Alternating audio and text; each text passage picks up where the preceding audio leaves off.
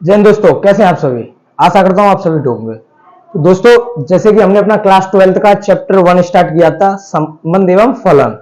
ठीक है, तो उसमें हमारी प्रश्नावली 1.1 चल रही थी, जिसका क्वेश्चन नंबर 1। ठीक है, तो क्वेश्चन नंबर 1 में हमारे कितने भाग थे? 5। उस 5वां जो क्वेश्चन था उसके भी हमारे 5 भाग थे। ठीक है, तो उसी का क्वेश्चन नंबर बी चल रहा है।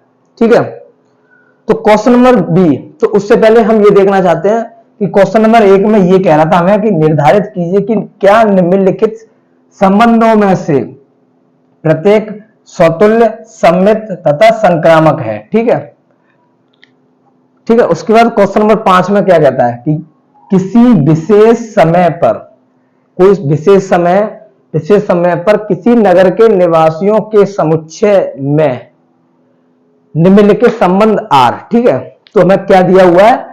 किसी नगर के निवासी। ठीक है, इससे क्वेश्चन नंबर इसका ए हो चुका है। तो मैंने उसमें बता दिया था कि नगर हमारा गांव से बड़ा होता है। ठीक है, फिर हमें एक संबंध दिया हुआ है आर बराबर एक्स कॉमा वाई सच डेट एक्स तथा वाई एक ही मोहल्ले में रहते हैं। ये एक ही मोहल्ले में रहते हैं, वो वाला क्वेश्चन है। और वो था एक ही स्थान पे कार्य करते हैं। तो मोहल्ले में रहते हैं और वो एक ही स्थान पे कार्य करते हैं। तो क्वेश्चन सेम है, बस थोड़ा अलग है, होगा एक ही मेथड से। ठीक है, तो हमें सबसे पहले क्या लिखना है? दिया है समुच्चय ए बराबर किसी नगर के निवासी, ठीक है दोस्तों, ये दिया हुआ है निवासी। उसके बाद एक संबंध आर दिया हुआ है एक्स कॉमा वाई सच डेट एक्स तथा वाई एक ही मोहल्ले में रहते हैं।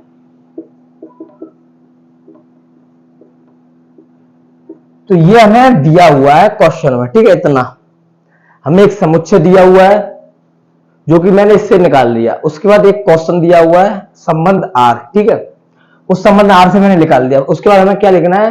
Comma x comma y belongs to A.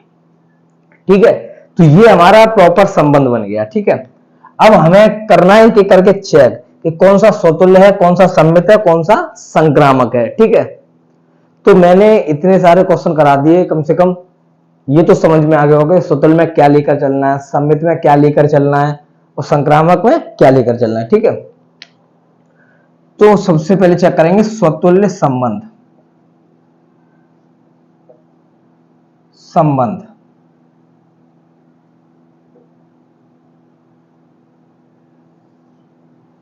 ठीक है, स्वतुल्य संबंध। तो स्वतुल्य संबंध में हमें एक चीज हमेशा ध्यान रखनी है कि इसमें हमारे एक्स और वाई की वैल्यू बराबर होती है। तो जब कभी भी आपको अनिश्चित समुच्चय दिखे, अनिश्चित समुच्चय कहने का मतलब कि हमें जो ए दिया हुआ है ये कैसा है? किसी नगर के निवासी, ये हमारा अनिश्चित है, सॉरी अपरिमित लिखते हैं। ठीक है, अपरिमित बताया था मैंने, अपरिमित है। ठीक है, अपरिमित समुच्चय, अपरिमित समुच्चय है ये। जब ये अपरिमित समुच्चय है तो हमें हमेशा क्वेश्चन हिंदी में ही लेकर चलना होगा। इसका ना तो युग्म बनाना है, क्योंकि इसका युग्म नहीं बनेगा, ना युग्म बनाना है, ना ही हमें जिस प्रकार उसमें से लेते थे कि एक उठा लिया यहां से तो एक कर कर। हमें इतना पता है कि हमें दो दिए हुए हैं, एक एक्स और वाई। ठीक है, एक्स और वाई की बात हो रही है इस क्वेश्चन में, तो हमें एक्स और वाई लेना है। एक्स के स्थान पे वाई को रखना है, वाई के स्थान पे एक्स। देखिए कैसे, वाई के स्थान पर x रखने पर, जब मैंने y के स्थान पे x रखा, हमारा जो निर्देशांक होता है वो क्या होता है? x, y। जब x, y होता है तो मैंने y के स्थान पे यहां पर क्या रख दिया? x। तो हमारा क्या बन गया? x, x बनेगा बिलोंग्स टू r। ये हमारा r में मिलेगा। ठीक है, तो x और x एक ही मोहल्ले में रहते हैं, कहने का मतलब ये है इसका, x और x एक ही मोहल्ले में रहते हैं।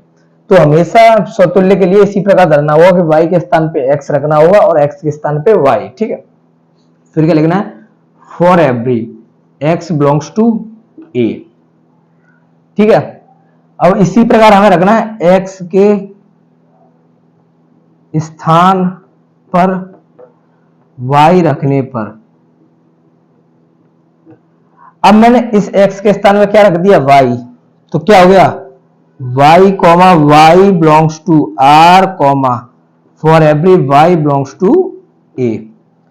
तो जब कभी भी एक जैसा दिखे और वो हमारा, ये हम काल्पनिक लेके चल रहे हैं कि हमने मान लिया कि x और x हमारे एक नगर में रहते हैं, उसके निवासी हैं, ठीक है, मोहल्ले की बात हो रही है तो हम मोहल्ले में कह सकते हैं कि एक ही मोहल्ले में रहते हैं वो, क्योंकि हमें हमेशा इससे संबंध बनाकर ये जो युग्म बनता है वो इसमें चेक करना होता है।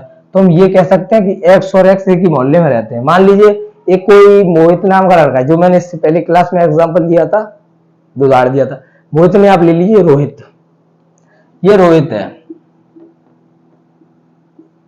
और एक सोनू है, रोहित x है, सोनू y है। तो एक मोहल्ले में जरूरी नहीं है कि रोहित और सोनू ही हो, मोहल्ले में काफी लोग रहते हैं, तो रोहित नाम का भी हो सकता है। हमें ये इमेजिनरी रूप से समझना होगा, काल्पनिक रूप से। तो एक मोहल्ले में दो रोहित हो सकते हैं, एक मोहल्ले में दो सोनू हो सकते हैं, क्योंकि हमें कंफर्म नहीं पता, इसमें साफ साफ नहीं कह रहा, इसीलिए हमें इस प्रकार समझ के चलना होगा कि एक मोहल्ले में दो रोहित हो सकते हैं, दो सोनू हो सकते हैं, ठीक है। तो यही हमारा स्वतुल्य संबंध, इसी प्रकार समझ के चलना होगा। तो हम इसे एंड में क्या रखेंगे कि R समुच्चय A में स्वतुल्य संबंध है, R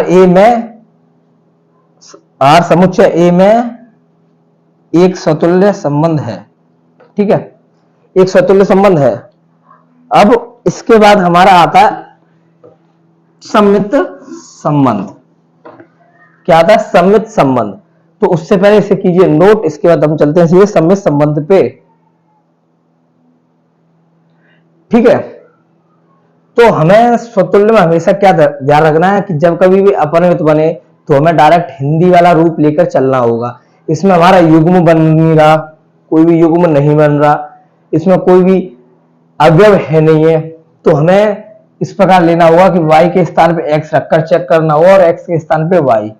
अब इससे जो आगे वाला क्वेश्चन आएगा उसमें समझ में आएगा कि जरूरी नहीं है कि x और x हमारे संबंध में हो, वो कैसे मालूम पड़ेगा वो आपको अगले वाले क्वेश्चन में मालूम पड़ेगा, तो उसके लिए वेट करना पड़ेगा, ठीक है।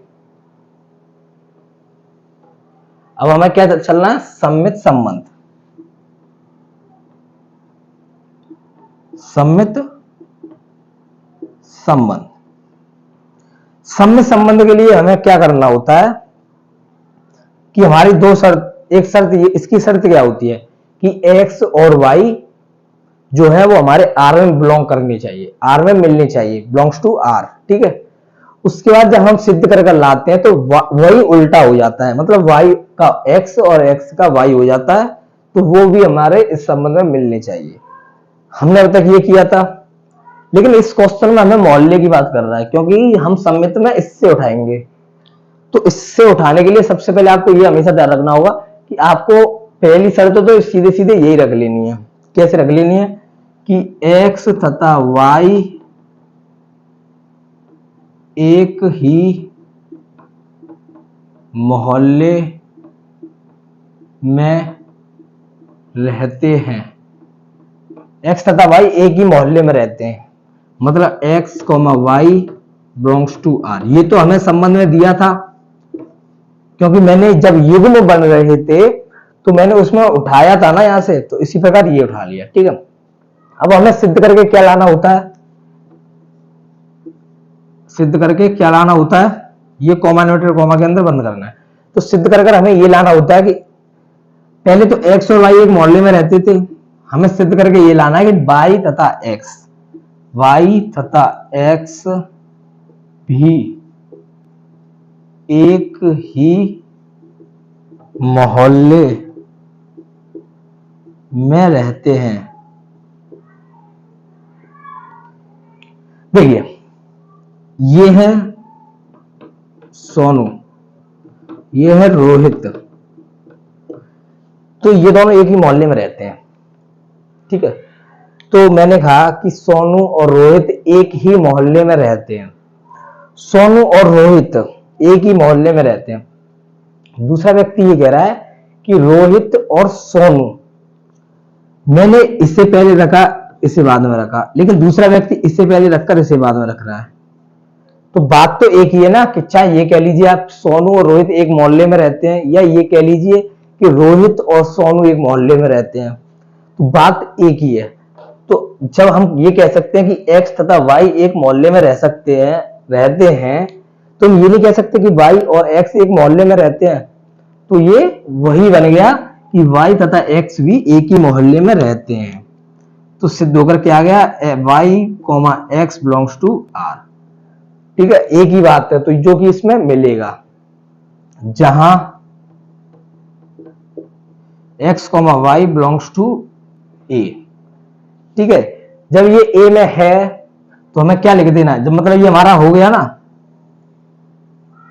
तो हमें लिख देना है कि R समुच्चय A में एक सममित संबंध है, सममित संबंध है। तो ये था स्वतुल्य वाला, ये था सममित वाला। अब चलते हैं संक्रामक की ओर। उससे पहले इसे कीजिए note, please take a screenshot.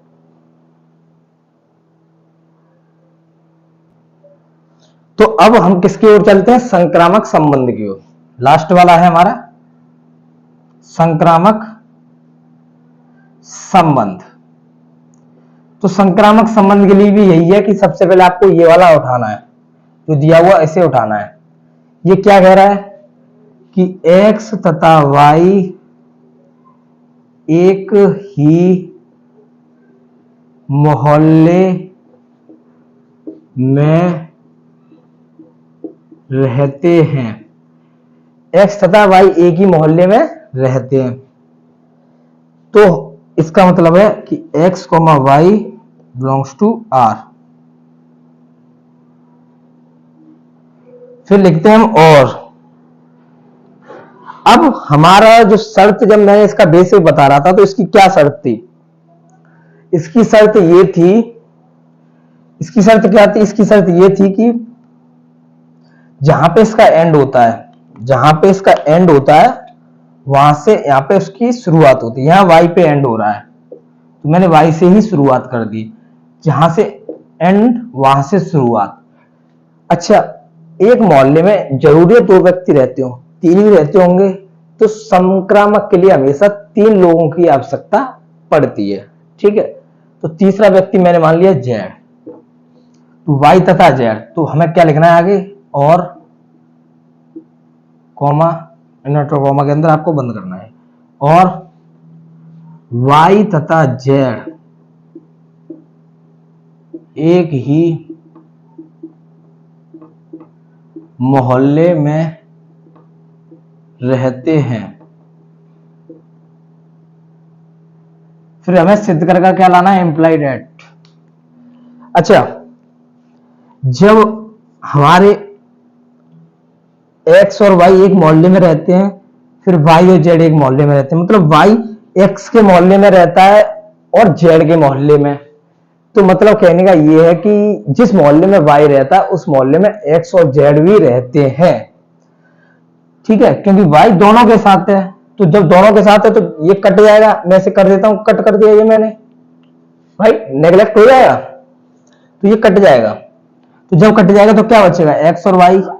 तो जब x और y बचेगा तो सीधा कहने का तात्पर्य ये है कि x तथा z, y नहीं, x तथा z भी एक ही मोहल्ले में रहते हैं। x तथा z भी एक ही मोहल्ले में रहते हैं। कैसे, x, z belongs to r, यही हो गया। फिर क्या लिखना है हमें, जहां x, y, z belongs to a। तो ये था इस संक्रामक संबंध का। तो हमें एंड में हिंदी क्या लिखनी है कि r समुच्चय A में एक संक्रामक संबंध है। तो आर एक्स और वो आर समुच्चय ए में संक्रामक संबंध है। तो संक्रामक संबंध है तो मैं एंड में एक हिंदी लिख देनी है, इससे के लिए मैं ऐसे रफ कर देता हूं, इसकी कोई जरूरत नहीं है, ठीक है।